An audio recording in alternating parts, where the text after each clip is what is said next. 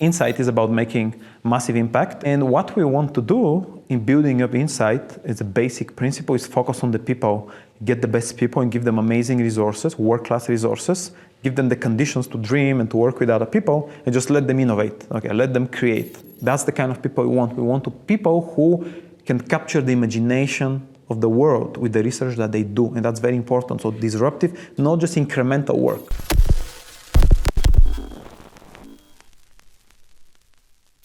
Hello, the Recursive community. This is Elena, an innovation reporter at the Recursive.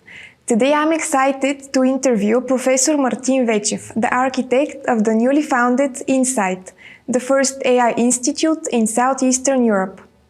Professor Vechev, you've shared that ever since you started in Cambridge, it's been a dream of yours to create a world-class AI center in Bulgaria.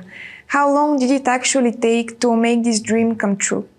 I had the dream for a long time, so somewhere starting around 2003 when I applied to Cambridge, and I had to write in my application that what the long-term goal for me would be.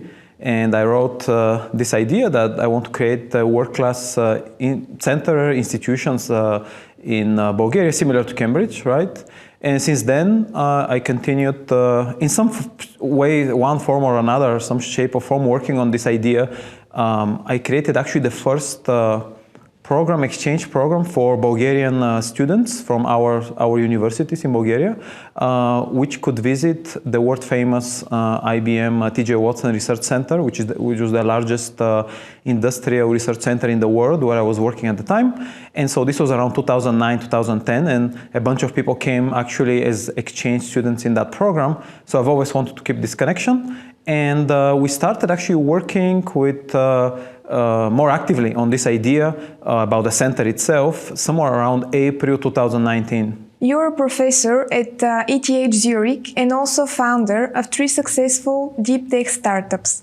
How is this combined experience helping you to structure INSAIT now? There is a couple of points here. So first of all, a lot of the work that professors do in these places like the ETH Zurich or the MITs or Stanfords or Cambridge and whatnot, has a lot of the elements during their day-to-day work. They have a lot of elements that are also present when you create startups. So you need to define the problem, you need to find the open problems, you need to raise funding in order to build a group, you need to document write the papers, come up with ideas, be very creative about what the problems are and how you solve them, explain them very clearly to people. And so it has a lot of this entrepreneurial kind of spirit during the whole research process already. It's kind of baked in the process, and it's very competitive as well. It's extremely competitive to be working in some of these areas. Very frequent deadlines. You're competing with the best place in the world. Also recruiting students, teaching courses, state-of-the-art courses. And so during the whole process itself, there is already a lot of the startup qualities to be a successful entrepreneur that you develop during this process. So this is really nice, and I think that also explains to some degree why many of the deep technological startups are founded in those places. Kind of the startup process is not exactly the same, but it's very similar to what goes on in these places, very diverse, right? And then of course, the startup world has its own peculiarities. Also that are a bit different than academia, where mostly you're focusing on a single product. You're trying to get a customer base, and also fundraising. Of course, you need to convince investors, which may not be experts, but you need to convince them of your vision, which also is very similar actually to grant writing when you're trying to raise money.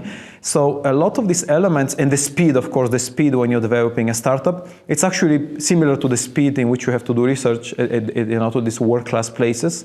And so this kind of merge, I think, is very healthy, very exciting for me. The two worlds, which are actually not so far apart. And really, it's like different sides of the same coin, which has to do with creating large-scale impact on society, right? And so that's basically what's happening. And then the fundraising aspect especially is something that is done frequently in startups, and I think we had to do fundraising during forming this INSAIT initiative. So that's definitely more of a startup entrepreneurship thinking. And just doing what it takes, not stopping, and just keep going and adjusting on the fly. I think these are very much qualities that are developed in the startup world. In the Recursive community, we have a lot of startup founders and investors in our audience. Can we do a little abstract experiment and look at INSAIT as a startup? What would its unique value proposition be?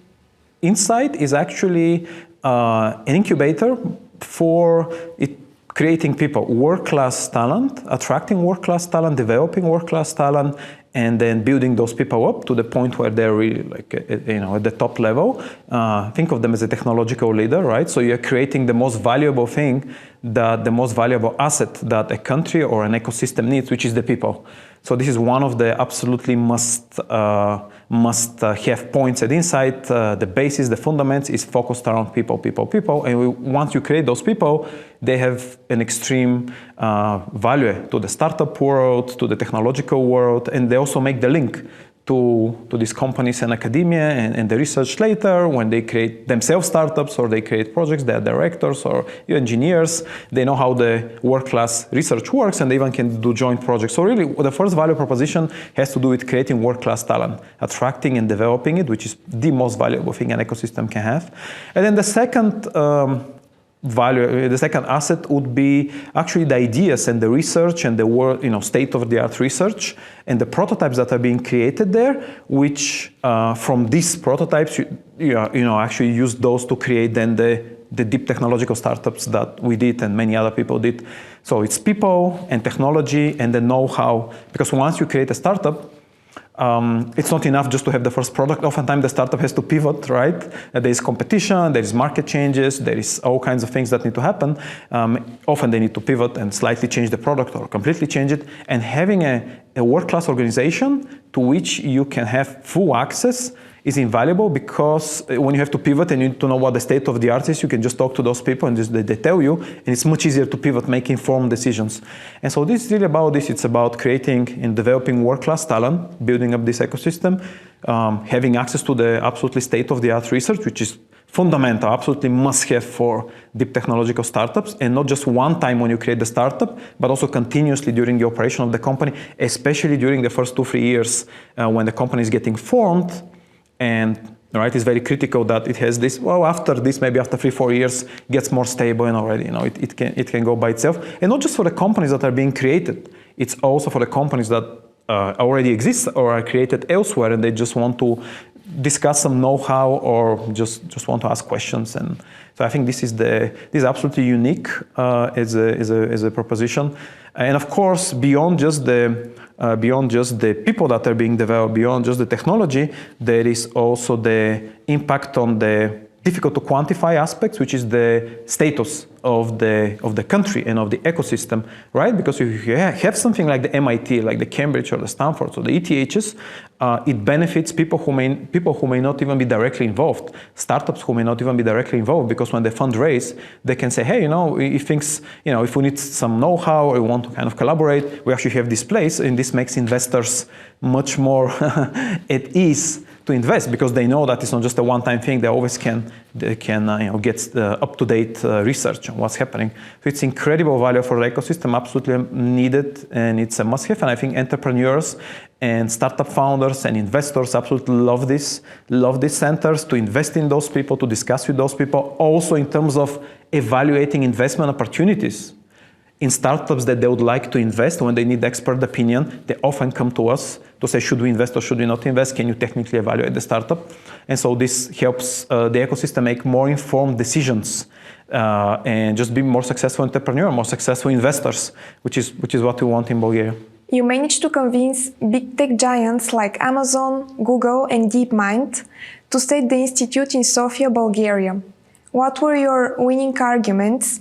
And why not elsewhere, like, for example, in the regions where these companies already have established operations? This is a question that they ask themselves.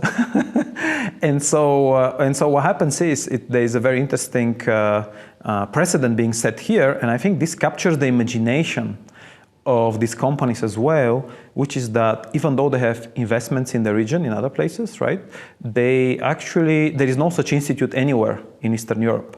And so they also know, just like we discussed already, that having such an institute is very vital and very important for establishing their competitive advantage. And the reason is that oftentimes these big companies hire people from this talent from those places. They're often centered around those places like the MITs or the ETHs or the Cambridges, right, or in London, so that they can have access to talent. And so they know that if they help such a place flourish, they would also potentially get benefits in terms of hiring talent and hiring people, which is absolutely fundamental to their standing. And so that is one point, certainly. And of course, then it's having joint projects, just expanding the outreach in the region, having a partner that for the first time that they can trust and they can rely on, and that follows the same world-class operation and template that other places that they used to working with operate in that way, right? So it makes them more at ease. So that's a couple of points. And of course, they also want to make impact. They want to be known as making impact. They do want to make impact on society. And INSAIT is about making massive impact. And they identify with the mission of INSAIT to make massive impacts. And so they feel partial to this idea. And this is why they some of the reasons they decided to proceed. And of course, of the people factor as well. Many of us, myself and many of the people on the boards, on the supervisory boards, on the advisory boards, have close personal connections to those people. We've worked with them. We have interacted with them professionally. We appear in the same conferences. And so they feel a kind of a trust bond with the people involved at INSAIT. So it's also there's a social factor and personal factor as well. Besides those big tech giants, you also managed to get on board people from the local tech community.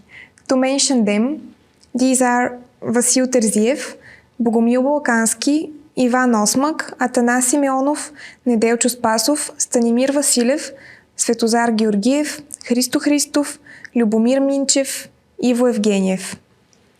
How did you manage to get them on board? And if we draw the parallel with INSAIT being a startup, what was their investment logic? It's actually very simple. Once they saw the potential that INSAIT can have on society, not just in Bulgaria, but in the region, Eastern Europe, in Europe as a whole, such a unique place that's never been created before in Eastern Europe. It's absolutely amazing. And so those people also identify, and their value system has to do with creating things that can change the world, not just investing in a particular company. And because they identify with the mission of INSAIT, they decided to support that mission.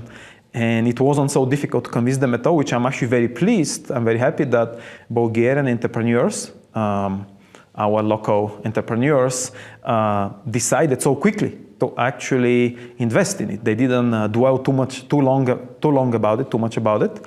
And this is actually absolutely wonderful. And I think that's the reason. They see the amazing potential this can have on our society, on our children and their children, just making a better, not just ecosystem, just a better society, better for the country, better for the nation. And I think that because they identify with the mission of INSAIT, of changing Bulgaria through science, through research, attracting people, bringing people back, being a building block of the local ecosystem and helping it and us helping each other, it was a no-brainer, I think. And it's fantastic that SiteGround with state-of-the-art, world-class hosting company here in Bulgaria, Ivo Tsenov and Tenko Nikov, we only had 2 meetings with them, and they were convinced, and they've made a lot of impact on the world, but they also see the need to make the kind of impact that INSAIT will have on Bulgarian society. So it was wonderful, and of course the other investors, entrepreneurs, Vasil Terziev, I discussed with him, and he was absolutely convinced and saying that this is so important for Bulgaria. And then he also brought other entrepreneurs who I personally actually don't know, and I want to thank all of them that decided to support INSAIT's mission. And I actually want to say that these people who invested in Bulgaria, they're investing in Bulgaria through INSAIT. And I invite others, Bulgarians who are wondering what to do, to follow their example, because INSAIT is really a trailblazer and unique setup that I think is going to be a very long time until something like that comes again. And we need all the help we can get to make it possible. You managed to attract significant funding from both the government and businesses. How will you now use this capital, what you invested in, and do you plan to fundraise additional capital? We have raised around 170 million leva, so depending on the exchange rate, around $100 million over 10 years, however. So average roughly about $10 million a year, and some additional money, so about 15 million for the first few years, 3 to 4 years, from the big tech giants, Amazon Web Services, Google, DeepMind, as well as the Bulgarian company SiteGround and Bulgarian entrepreneurs, right? So we have those, we have that amount of funding. And so how do we plan to invest it? The majority of the expenditure goes to recruiting and paying the salaries of the researchers, which are one, the professors or the group leaders or the researchers, right, who lead those groups. That's one. And we plan around 25 people like that, so 25 big groups. And then for each group, there are PhDs, doctorate students, who spend about 4 to 5 years at INSAIT. So on average, a DTH is 4.7 years after masters, which is quite a long time. So let's say about 5 years. For 5 years, so we pay their salaries as well, and each group may have around 10 students and maybe some postdoctorates and other researchers working there, and of course those startup researchers that we discussed already in the deep technology startup program. And so our main expenses go paying those salaries, and then of course also the physical location, the rents, and all other expenses like this. So those money may sound like a lot, 100 million, really is just 10 million, let's say 10 to 12 million dollars a year for maintaining what is a world-class organization is actually, it's sufficient to start initially, but of course we need more resources. So just to give you a comparison, my department of computer science at ETH Zurich, where I work, the funding is around between 80 and 100 million dollars a year. Right? And so it's about 10x difference. Now, of course, there is other factors there, and they're much bigger, and so on and so forth. But still, I mean, just to give a comparison, so that's one point. So of course, we always want to fundraise more. Our salaries are high, they're, great salaries, great packages, and we want to be able to maintain this. So that's one part there, right, for the people. And also another thing that is very important, it's not well understood when it comes to running world-class organizations, is that you need flexible spending. So maybe 5% of the money that you spend, or 10% or 15% be some flexible spending, like internship programs for students from around the world, like the whole world, coming from all corners of the world, from ocean to ocean, coming to like Bulgaria. So we need to run such an internship program, and such an internship program for science is absolutely fundamental for recruiting talent, because that's how you spread the word around the world, by bringing those people in Sofia, especially those who are a bit more skeptical, right, just to see what's going on here. So running such programs, organizing events, conferences, things like that, bringing people on sabbaticals, just somebody spending like 6 months at INSAIT, some world-renowned Nobel Prize person. And so there's a lot of flexible funding that we need. And the money that comes from the government actually can be spent flexibly for paying salaries who are full-time and paying the rents and things like this. But we have all kinds of flexible funding where always having more money is better for INSAIT. And that's why it's so important to have these donations that people do. And this is very standard in the American and the Israeli, let's say, way of thinking, of making those donations, helping those places, run, especially in the bootstrap phase when they're trying to get established. And so, yeah, we always are fundraising from people who believe in our cause of changing the world. So if you believe in changing the world, you have found a place which you can trust and that you can rely on to carry out this belief of yours like no other place can and will. And so you'll be very happy and very delighted, and make you very happy, and to help it progress and identify with itself and say that you are part of this success. So always open for people helping us in any way, shape, or form. Thank you. And you personally, what do you expect to be the societal and economic impact of INSAIT on the whole region? One of the important bits here with the scientific research is that you do research and you discover new things about the way the world works, and you understand it, you publish it, and this research we hope and we want, and that's our target, it gets published in the top venues. And those top venues are where all of the big players are, kind of the Champions League of science. It's followed by the top places around the world, the MITs, the ETHs, the Stanfords, these places. And it's also followed by all the research units and divisions of the big companies like DeepMind and Google and OpenAI and those companies. And so this would put Bulgaria on the map, on really the top end, the high end of innovation map, for the scientific research, which is those conferences, those places where people go. So I'm very excited about this, placing Bulgaria's name there on a consistent basis, not just a one-off thing that happens. And of course, down the line, the INSAIT brand being recognized worldwide. So I think this is the way that's one side which I expect, one aspect which I expect the research at INSAIT to be impactful. And then, of course, on the other side is for creating deep technological companies and creating people, because I think there's no better way to create people, high-end people, than doing research, because research is all about identifying problems, solving those problems, and going through the whole pipeline, which is pretty much the pipeline you need for startups. And so I think it's wonderful. Thank you. And how will the Institute translate this scientific research into deep tech businesses? And how can aspiring and established entrepreneurs benefit from your startup researcher program? I think, the startup researcher program and in general, the connection between world-class science and the deep technological startups, I would say is not well understood. It's not. In Eastern Europe, certainly not. I think one of the reasons is there's just not this kind of world-class organizations in terms of research. And what we want to do in building up INSAIT as a basic principle is focus on the people, get the best people and give them amazing resources, world-class resources, give them the conditions to dream and to work with other people, and just let them innovate, okay, let them create. And so that's kind of the INSAIT setup. And then the question is, typically, when people are in these places, after they graduate or during the process, they kind of form their opinion which way they want to go. Do they want to become startup founders? Do they want to become professors? Do they want to be research leaders in certain organizations like Google or DeepMind? Do they want to be engineers? And all of these directions are fine and they're all great. None is better than the other. They're all really good.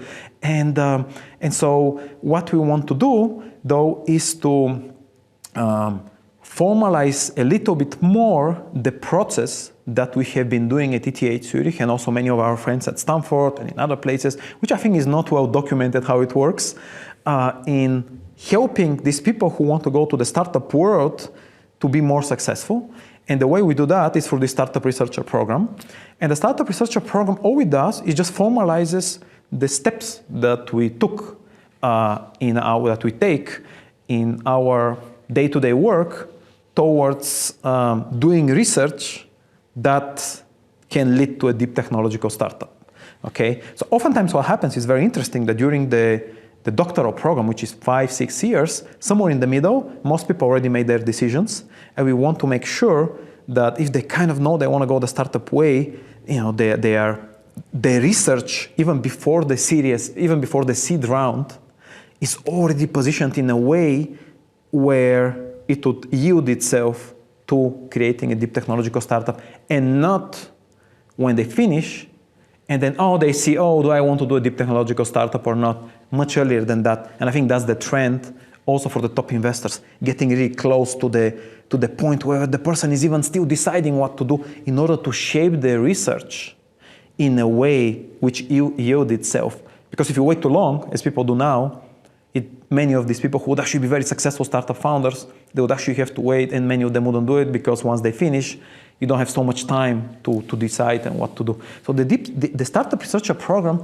is absolutely an amazing thing that's never been done before in the world in terms of formalizing the process a little bit for people who want to go to the startup world, but they still need to do a lot of research and get in depth into the topic. So, get that knowledge, work with really good people, and not an incubator. It's not an incubator. It's just thinking about the problems, getting deep into it. So think of it as kind of like doing the first 2 years of a PhD, but they don't do it with the purpose of publishing, they do it with the purpose of creating companies. And that's, I think, this program, which I think is amazing.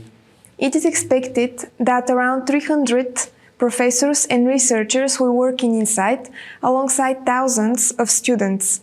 How do you plan to convince those faculty and students that Sofia is a good place to live and not only to delve into research? Right, so I think that there are two aspects here. So the first aspect is, what conditions does INSAIT offer?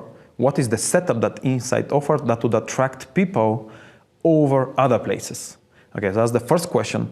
And so one condition, of course, is that we offer world-class financial conditions.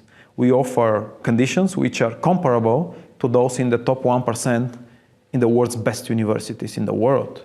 And this has never happened before in Eastern Europe. It's the first time that this has ever happened. Somebody has even said those words. Okay, so we're going to do that in line with our philosophy that people should be given the resources not to think about administrative stuff, but just focus on the science, focus on the research, right? Focus on the technology. And so that's one aspect, certainly. Second aspect, which is equally important, is the value system that INSAIT follows, which is very different in conducting research than is done in almost basically anywhere in Eastern Europe or almost anywhere in Europe. Only very selected places follow this, which is really, again, focus on the people, the best people that you can get, give them freedom, and don't try to guide them, don't try to control them, leave them independent, and having a group of such people believing in that, and also people who want to do disruptive discoveries that change the basic assumption of what people believe in. That's the kind of people we want. We want people who can capture the imagination of the world with the research that they do, and that's very important. So disruptive, not just incremental work. And of course, last point is the country itself, which goes beyond INSAIT. And I think there are many, many amazing things about Bulgaria that people will find out more and more. So one is, of course, in the EU. So, for instance, if you're in the EU, unlike some other countries in Europe, in the European Union, you can actually apply to the coveted, these famous ERC grants, these major awards, which give you all the freedom to do what you want and develop these amazing results, right? So Bulgaria gives you this opportunity. The second thing, of course, is that people are extremely warm and open to, and people want this kind of center to happen. And so what's really amazing is that you can do research. The impact per unit of work is unmatched anywhere in the world, because if you do a publication in a top venue and you put Bulgaria on the map and you put the region on the map, in another country, where already this exists, this wouldn't be a big deal. Or it would be good, it'd be great, but it wouldn't. But here, the publication or the major technological startup you do or the major insight that you bring to the world would actually have much greater impact, because some of those things in the research-wise haven't been done before.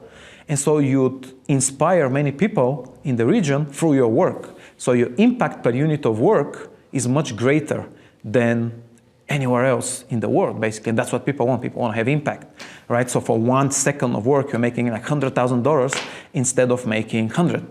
And so that's also amazing. And of course, Bulgarians are extremely friendly to foreigners. Everybody speaks English. And the flat tax rate is also good, and the location is fantastic. There is the Black Sea, there is the mountains and all this. So it's really, I think, the most unique place to do research if you want to have impact. And how can those interested researchers actually apply for INSAIT? They just go to the website, go to insait.ai, and we have the forms. You send in your form, and this site is going to get updated more as more professors are joining. And one thing to mention here is that INSAIT has absolutely incredible competitive advantage over almost any other place in the world which has started, which is this deep link to the ETH Zurich and to the EPFL, because they're very close physically. And we already have agreement from many of their top professors to come to Sofia and engage, advise students, teach, transfer this know-how to the country, which if it wasn't so close physically, it would actually make it very, very, if it was a partnership with like some American university or something in Singapore or somewhere, even though they're big names, it actually wouldn't be able to do this kind of intimate exchange of knowledge of people. And the fact that we are close gives us this opportunity to be at INSAIT, but actually work very closely with absolutely world-class people and their groups, not just them, and be in that ecosystem. And so this is, all of these things are just amazing. And you go on the INSAIT website and you go to insait.ai and you send in your form, and it's going to get looked at. Of course, it's competitive, like all of these world-class places, right? But we are there. We're waiting for your applications, and we want you to tell other people that this is the, if you want to make impact on the world, and this is one of the best places to be right now.